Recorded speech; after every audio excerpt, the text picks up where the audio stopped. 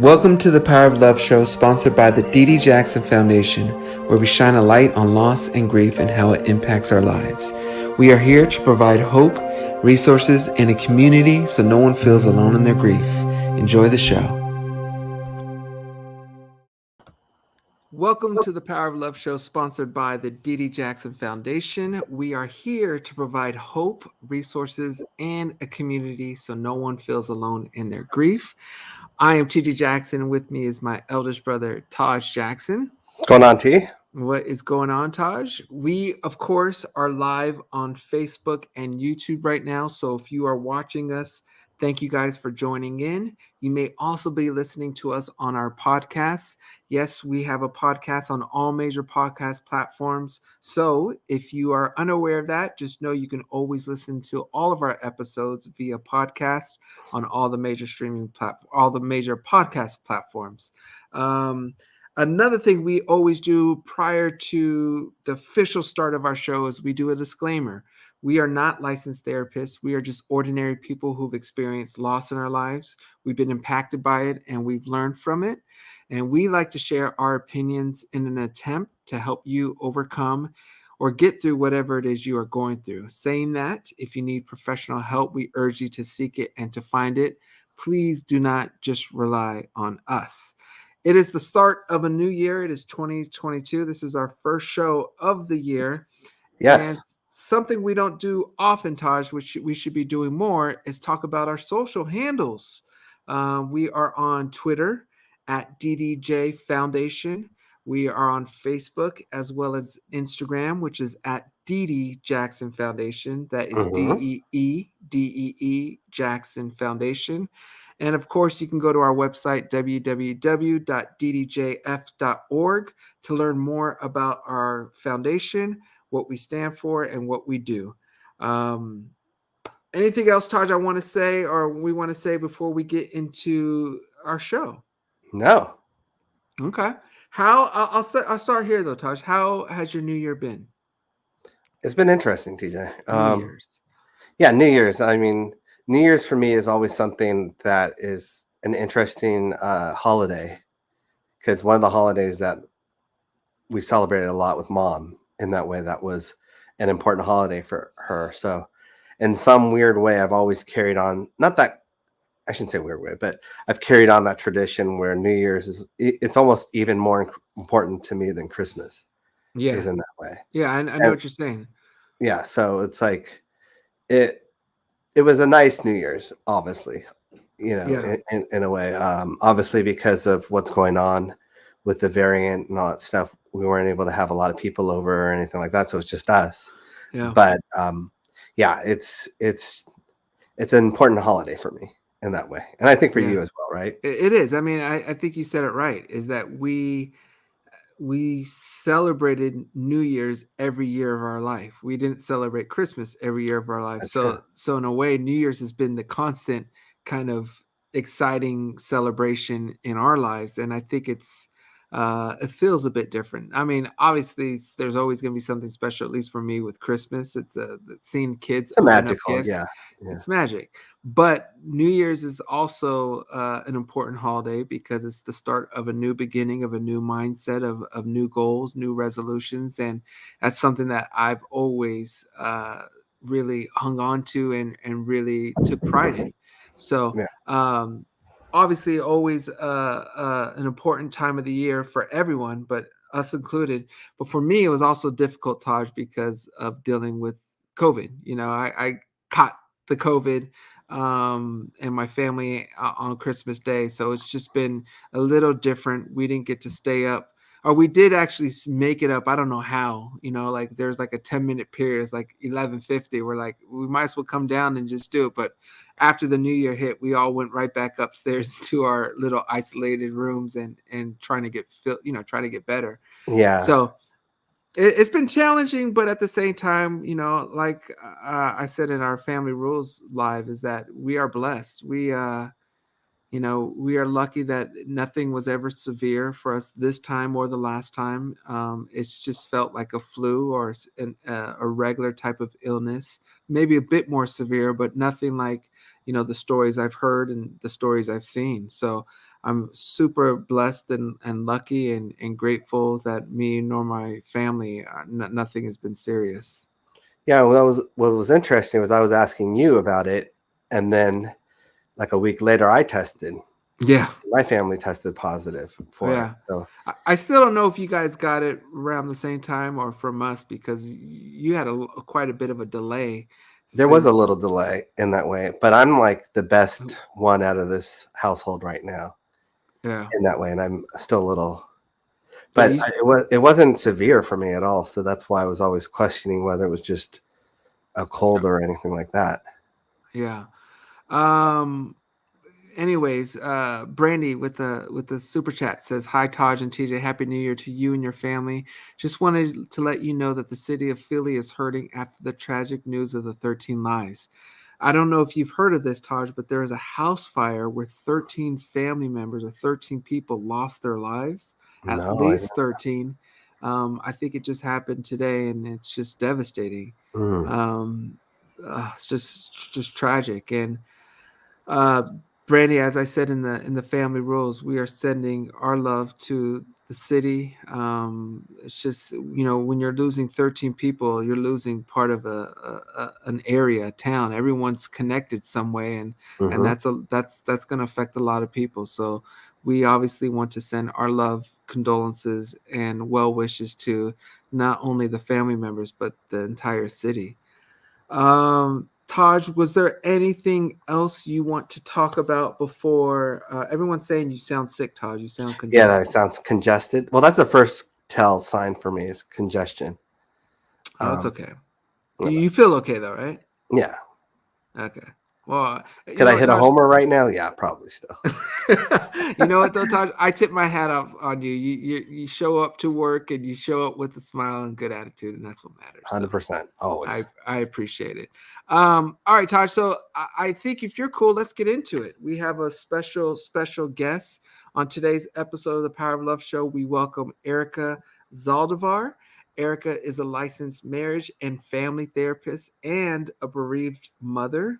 Erica developed a passion for helping people heal from trauma and create meaningful lives after her own life was completely shaken in March of 2021 when her first and only daughter died at 13 days old in the NICU after a birth injury. Erica has since spent her free time writing and connecting with other bereaved parents on her Instagram page at Traveling with Grief. Erica hopes that by speaking about her story, it will help to reduce the stigma around baby loss and grief. She does this in honor of her daughter, Verity Aurora. Erica lives in Las Vegas, Nevada, with her husband and their two dogs, Summit and Everest. You can learn more about Erica by visiting her Instagram page, again, at Traveling with Grief. I will put that down right now at the bottom. So for those who are watching, you could go and check her out and follow her as we are doing the show. With all that said, you guys, without further ado, please welcome to the Power of Love show, Erica Zaldavar. Erica, how are you? Hi, you two. Doing okay. Thank you so much for having me on today to speak about grief and my daughter and our story. Really appreciate it. You are more than welcome. Thank you so much for joining us. First of all, you are the first show of our year, of the new year. So we want to thank you for being the first of hopefully many great shows. Thank And we want to also send our condolences and our love to you and your family. thank you. Um, we know you about your loss, of course, that isn't that long ago. Yeah, And we just want to first, as I said, send our condolences, but also thank you for coming on and sharing your story, because I truly feel that you are going to be helping a lot of people who can share some type of similarities in dealing with new grief, and especially with baby loss grief. So thank you so much, really. Um, with that said, can you begin, Erica, by telling us about your journey toward motherhood? Yeah, thank you so much. I really appreciate that. Obviously, so I've been a marriage and family therapist actually for 6 years. So actually prior to the birth and death of my daughter, and so obviously working in a marriage and family therapy setting, systemic family values and all that was definitely in my path. And my husband and I both waited our whole 20s and developed our careers. And so having our daughter was very intentional. So we were very excited to become parents and have a very intentional, purposeful life with her. So Mm. yeah, definitely. We had to delay our wedding due to COVID, and then said, well, let's try. And I found out I was pregnant 3 days before our elopement. We had to elope because it was during COVID. So I actually told my husband on our wedding day, and so that was very special. So that's a little bit about our story with our daughter and where our journey began. What what emotions did you experience as the impending birth of your first child drew closer and closer? Yeah, so it's actually I definitely had planned to do an unmedicated natural birth, and so leading up to when she was due, I was feeling very empowered, very trusting of my body. Like, okay, we're gonna do this. This is our plan. We had a doula, we had midwives, the whole thing. Just had been to several birth classes, but I was very scared. But the worst case scenario was always kind of like, well, okay, if something happens, we'll get an emergency C-section. That's kind of the worst I'd ever heard. In our birth classes, it was sort of brought to us in a sense of like, well, it's such a slim possibility, such a small percentage of something can go wrong during labor. So people tend to think, well, once you get past this 12-week mark, you're in the safety zone. And unfortunately, for those of us who've had, full-term losses or even infant death, and unfortunately, even when your children are older, there is no safety zone, unfortunately, in life, right? We are fragile human beings, and a part of nature. So that was definitely, we didn't expect that, we definitely just thought, well, we'll be fine. But unfortunately, we are that small percentage, and we're struck by tragedy. So it definitely took a turn. But yeah, that was sort of leading up to the experience. Mm. We're very hopeful and just excited. So it's sort of I describe it as you think you're going to cross over into the threshold of new parenthood and all that comes with, and sleepless nights with crying babies in diapers, and then you just sort of fall into the abyss. And for those of us who've had our first child die, sort of, we have this whole empty nursery, and it's just a whole different circumstance that people just don't really realize. So Mm. How are you doing today? How are yeah, you and your husband doing today? we're doing well, but it has been, I would say, one thing that I've had to really, really work hard to accept is there is no consistency. So I might be doing well in this moment, and in an hour I might be, on the floor. So, Yeah. that was really one of the hardest things, because I think really early on in my grief, I was like, okay, well, I'm feeling good today. I went for a walk, or, I made myself some food. And so I must be, okay, I'm doing well. And then it would just, can just sideswipe you very unexpectedly. And I think that's one of the things with like the stages of grief that sort of sets us up for failure in a sense. I don't know what your two experiences have been with like that, but it is not linear, as you've heard. Mhm. Like Mhm. there's no trajectory, and especially, we're never done grieving. So there's Yeah. no, yeah. So that's sort of, how I'm doing today, and it could change tomorrow, right? But I'm doing my best with the tools that I'm incorporating. Yeah, I'd love to ask about that a bit because, well, just to confirm what you were saying, and Taj, I think you can agree, is like you said, it's not linear. Yeah. There's days where, we feel great. I mean, and I just found a picture of mom and grandma, Mm. at Taj, for that's more for you, but I'll send it to you. But it's just, you go through all these emotions all the time, and it could be, even if when my own child isn't feeling well or is going through a hard time, where the grief of losing my mother can hit me the hardest, because Sure. I feel like my mother was the person who could help that situation the most. in my circle, you know, and she's not here. So it's definitely challenging. And I just wanted to confirm with you, for anyone out there who may be watching or listening, that grief is not linear. It's not something you could just predict. You're going to have a bad day today. Yeah. Like you said, you could feel great, and then the next minute just feel really low. And I think that's super important to keep saying and keep getting out there, because I think we as a society, we love to be able to control, Yeah. and we love to be able to plan things and understand how things work. But this is one of those things where you can't necessarily plan, control, or really understand all the nuances of it, you know, or at least articulate it. So anyways, to my next point, as an LMFT, Yeah. licensed marriage and family therapist, you Mhm. have so much knowledge, of course, of the human experience and understanding from a professional standpoint, how trauma and grief affects us as humans. My question is, as you were processing what happened with Verity, how Mhm. did you keep these two parts of your brain separate, or did you not keep it separate? Were you, you know, conjoining some of your education or understanding from the professional side into your personal experience?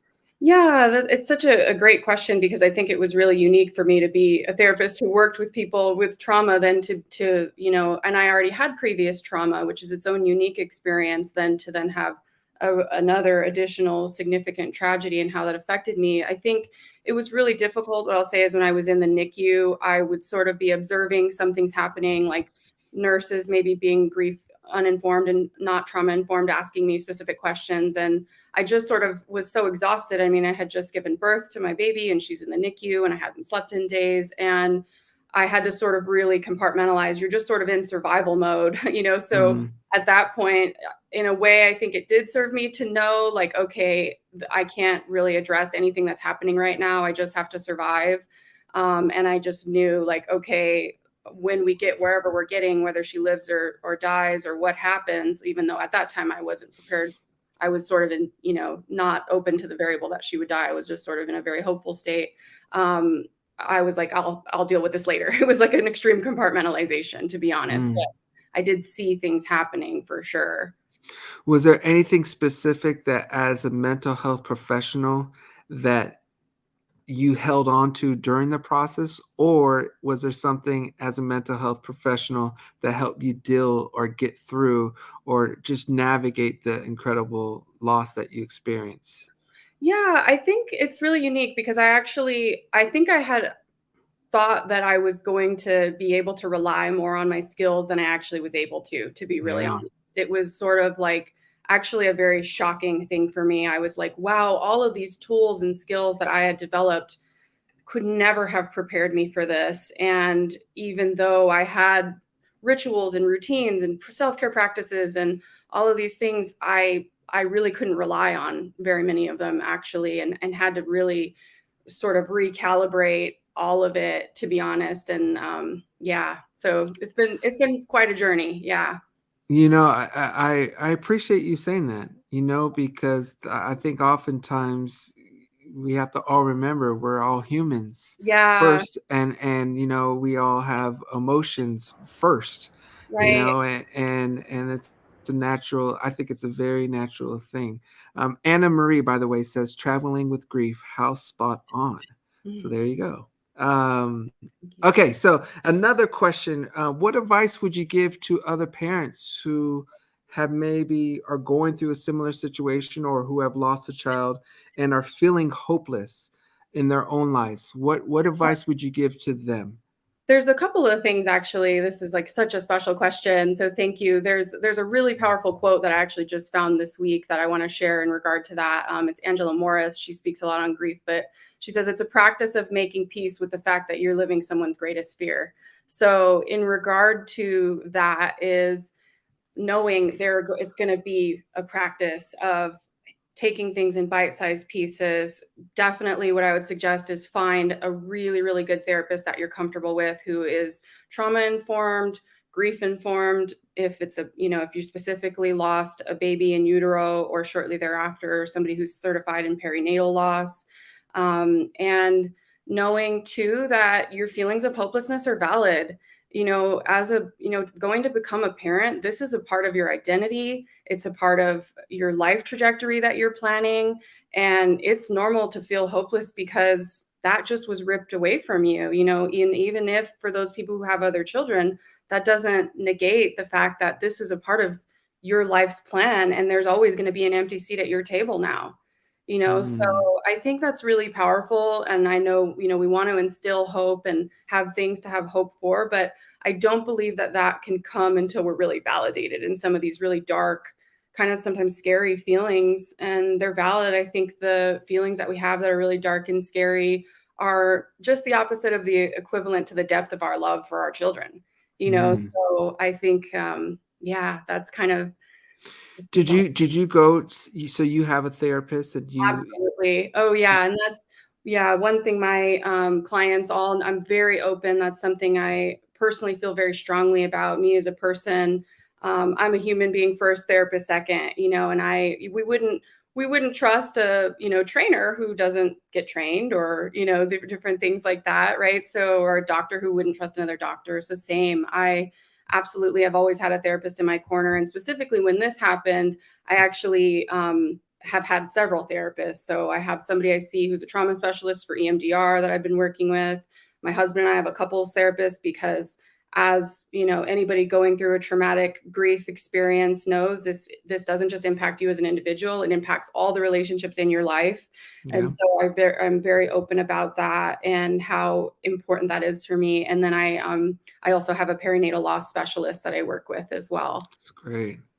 That's great. Were you advised to have all of those specialists around you, Well, or was it something that you just felt as a professional you knew you probably needed? that's one thing I will say that was my biggest advantage in going through this is I did know kind of where to seek out. Although then it taught me, wow, there's very little, resources and therapists who are certified to work with people specifically around child death. And Mm, so although I knew where to look, I kind of had that information of like, okay, we're definitely going to need this support. I definitely am going to need to do EMDR. So that was definitely in my favor. But yeah, it definitely highlighted, wow, there's not a lot of people who can really be in this with us. And specifically my perinatal loss specialist, she also lost a daughter during labor. And that is really unique and special. And so, it does make a difference in some yeah. aspects.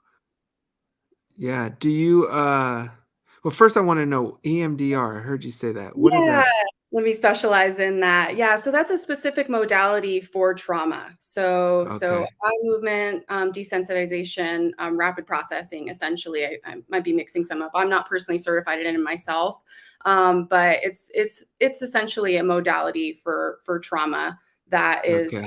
So works on bilateral stimulation of the brain. So kind of desensitizing and sort of rearranging traumatic experiences in the brain. How important is it, in your opinion, Erica, to find a specialist? Let me say it this way. How important, in your opinion, is it to find a special specialist on what you are going through? I actually think it's really, really important, because I've heard a lot of stories in my traveling with grief page. I'm solely talking to bereaved parents, mostly bereaved moms, just by the nature of my page. And it can make such a difference. I've heard so many stories of a therapist who was very dismissive or, said things that were harmful and that, we're already in such a fragile state. So we really need a very trained professional to be working with us. So what I would say too is don't give up. I always tell people when they're seeking out therapists, remember, it's not a one size fits all. Please don't let that be like your one indicator of, oh, therapy didn't work for me or it wasn't helpful. Please, I know it's hard work, but do your best to try and find somebody that has the same values as you, who you really feel can validate you and hold space for you and be that safe space. We have a super chat from My Life, My Hurdles, and My Survival. She says, hi, beautiful Erica. Just wanted to say we're sorry for your loss and we all love you. Thank you for sharing your story. We are so grateful. Sending love. Oh, thank you so much. The wonderful Bommy. Okay, let me see. I had some more questions for you, if that's okay, Yeah, Erica. sure. Yeah. Okay. navigating life after loss can be obviously emotional, mentally, and physically draining. What steps do you take, maybe even outside of therapy, because we've been talking about you doing therapy, but what do you do to restore yourself? Yeah, thank you so much for it. That's such an important question. Kind of like I said earlier, it was pretty tough for me initially because I was like, okay, I'll go back to my rituals and my self-care routines. And I wasn't prepared for the fact that I was going to be a different person. I sort of gave Mm, the example in one of the things that I wrote not too long ago, like I shattered into a million pieces and almost like a magnet. I came back together, but the pieces were kind of all jumbled and in different places. And so at first, when I wanted to do my yoga practice, which used to be very helpful for me, I couldn't even sit and be in my body. So it took really a long time. And so I had mm, to really be very, very gentle and just know, okay, you know what, maybe today I went for a 20-minute walk and then I took a nap, and so being yeah, open to the fact that it's going to look different. But so for me specifically right now, I am now after 9 months of her death, slowly getting back into the things that were very helpful for me, cooking healthy foods, nutrient dense foods, being in nature, playing with my dogs. And to be honest, being on my traveling with grief page, talking to other yeah, lost moms, and I'm really big on humor, so sharing funny memes back and forth with my lost mom friends has just kind of been a saving grace. I know it's yeah, really simple things like just keeping it really simple, and also boundaries.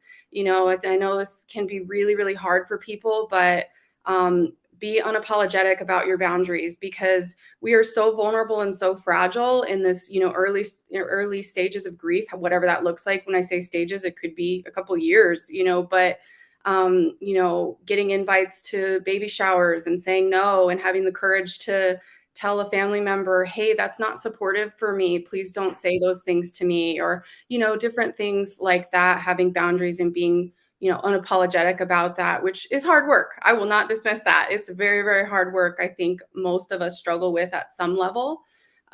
So those are kind of the things that are keeping me kind of in line right now, and protecting my time. I don't work as much as I used to. That's been very hard for me, actually.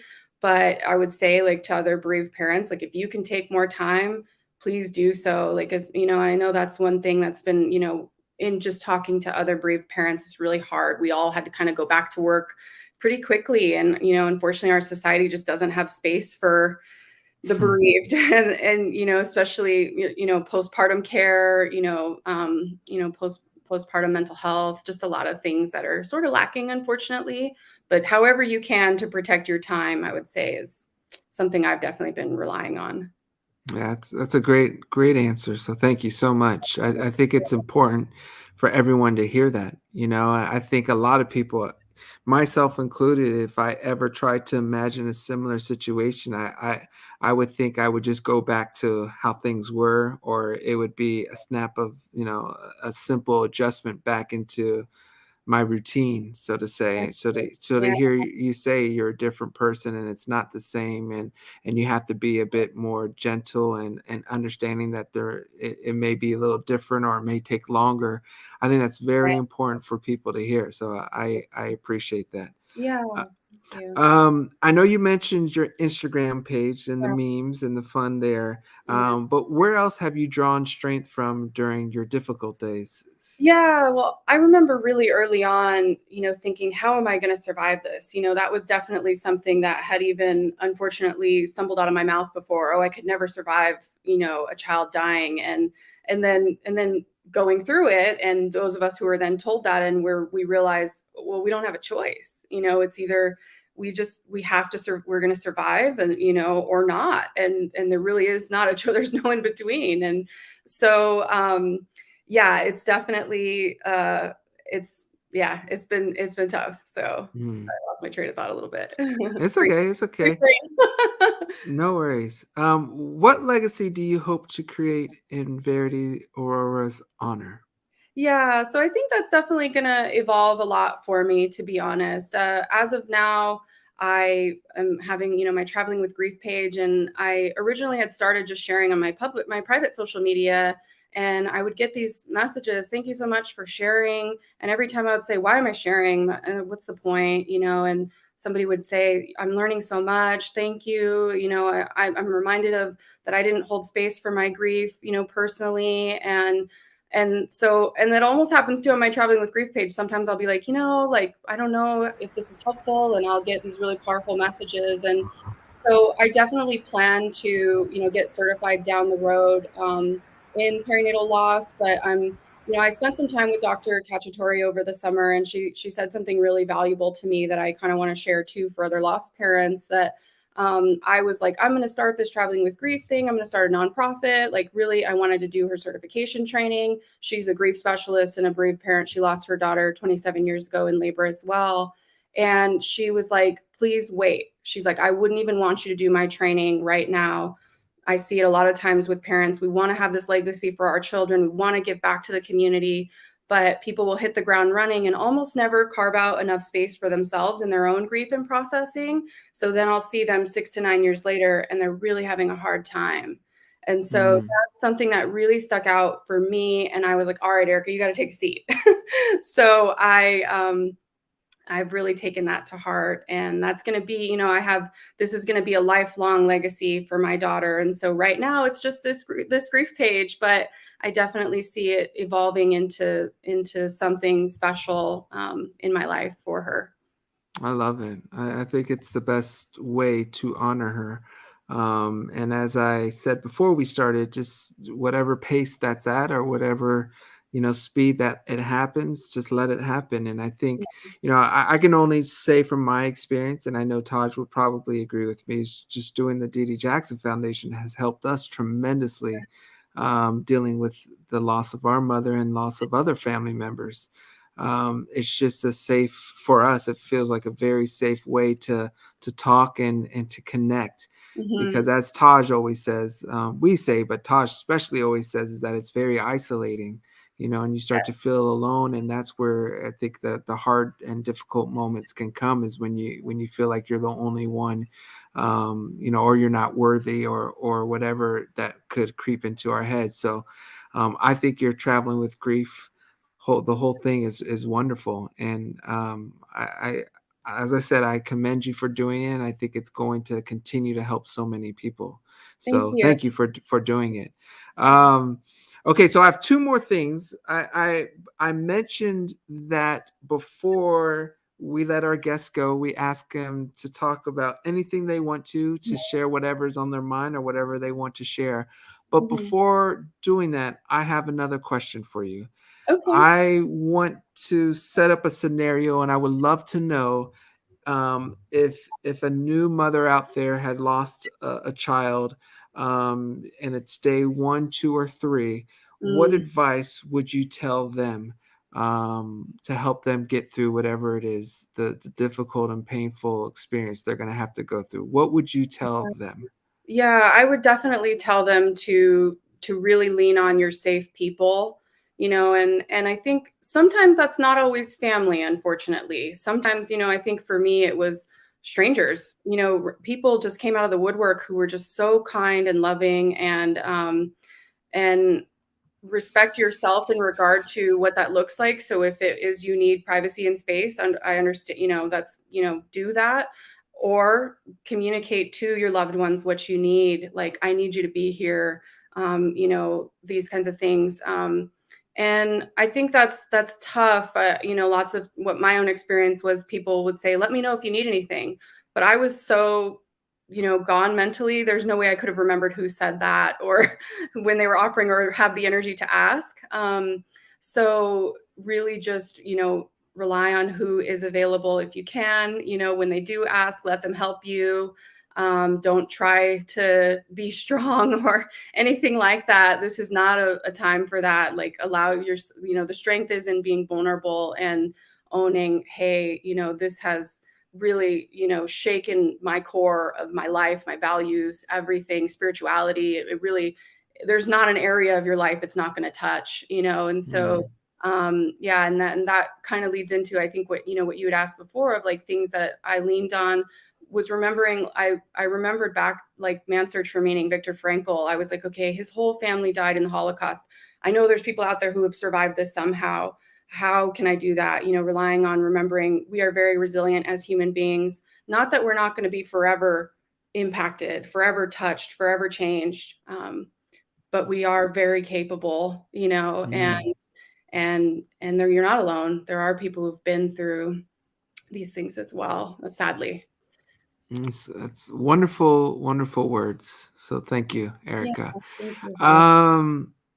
Okay, Taj, is there any questions? I know I've been hogging all the questions, so I apologize, but is there anything, Taj, you want to say? Or Just, really amazed that you're willing to share, especially at such a painful time in general. What was, I know you mentioned a little about it in terms of questioning whether people were listening or if this was really helpful to people, but what made you initially want to share your grief in that way? Yeah, well, I've always actually been kind of outspoken as a person and as a therapist. It was sort of almost felt like a duty to me of like, I want to challenge this highlight reel thing we see on social media. So I've always been very open about my own life struggles, anxieties, depression, things in my family. I would share how it was appropriate and what maybe somebody that I knew was going through in a productive, way in that regard. So that, and to not make people feel that they were alone. I want people to be seen, So it just sort of happened, honestly, when my daughter, was sick in the NICU and we didn't know what was happening. I sort of was just kind of open and it just kind of came through me. And that just, I just kind of let it. And I did struggle a little bit. Like, well, do people think I'm just sharing for attention? Do they think I'm just sharing, to be negative like these? And then I was like, no, this is not me being negative. I'm just being truthful.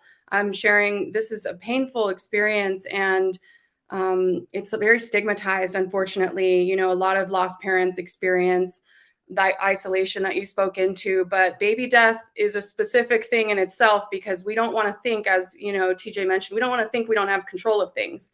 So if babies can die, shoot, well, anything can happen, and maybe we don't have control of anything at all. And so that really now has made me really want to be very open about what's happening. And especially even more so now, I'll have, other lost moms say, thanks for sharing. I don't know how to articulate what I'm feeling. And you just, said it. And I'm like, just speaking my experience. But if they feel heard, then that, it's sort of like, okay, well, my daughter is kind of living through this now. And so it's sort of evolved, but originally it was just sort of, I guess I was just kind of openly bleeding, unfortunately, but that, yeah, thank you for asking that.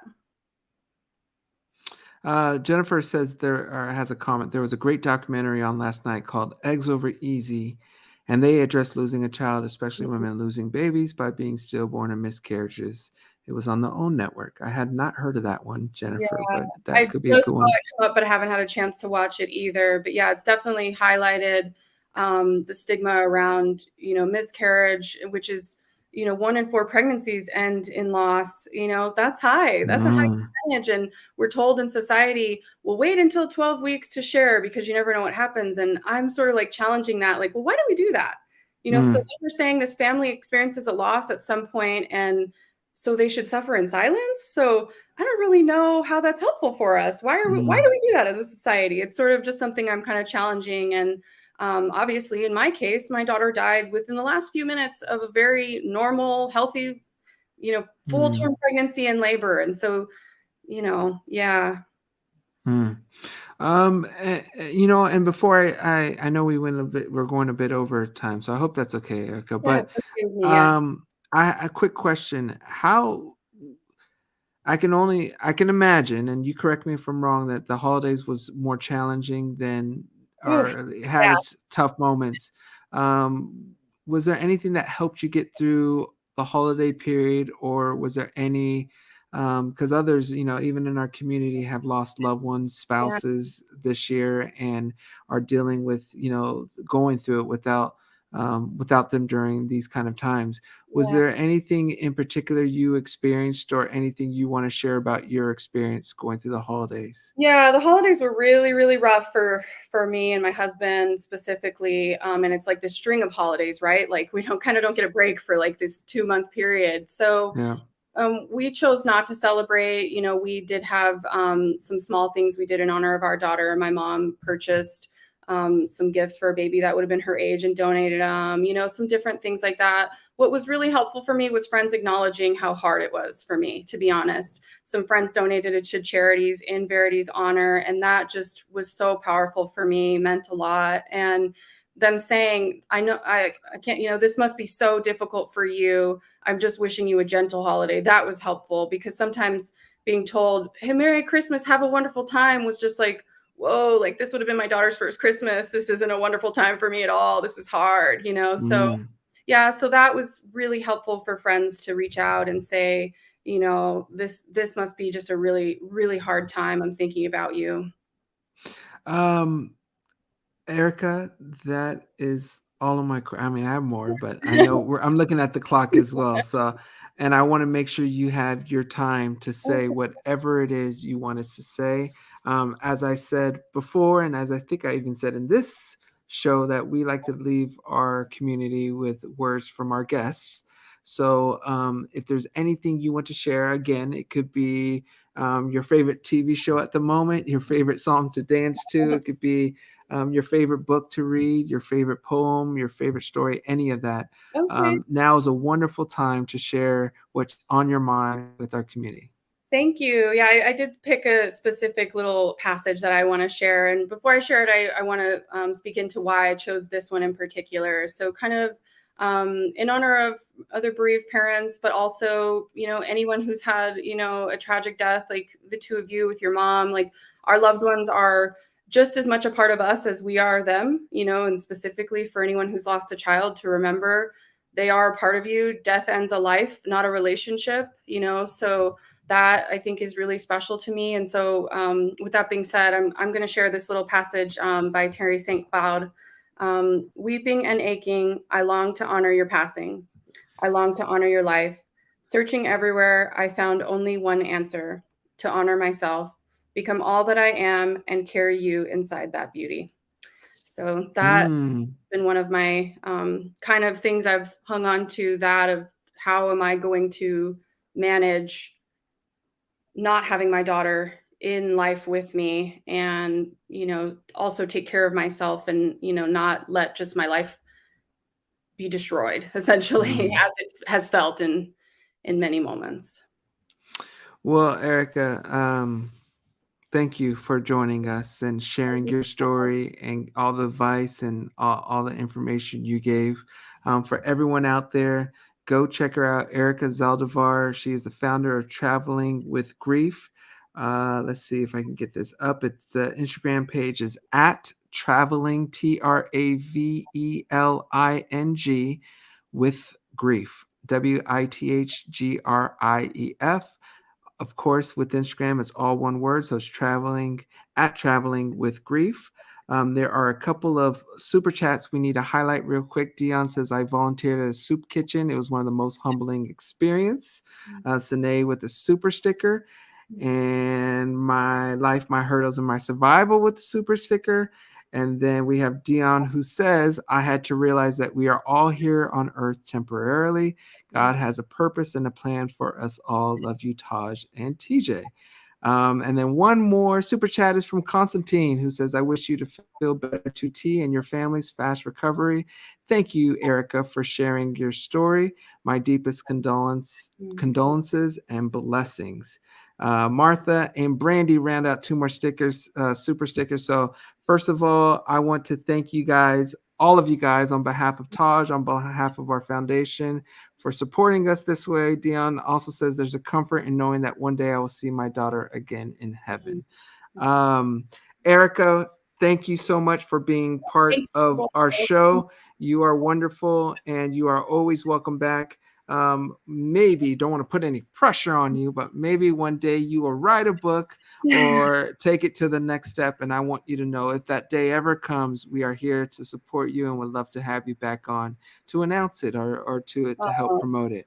Thank you so much. Thank you so much for the generous, work and platform that you provide and everything. Really appreciate Absolutely. Well, thank you again, Erica. God bless you and your husband and your family. To everyone out there, thank you guys for watching. We will see you guys next Wednesday at 1 p.m.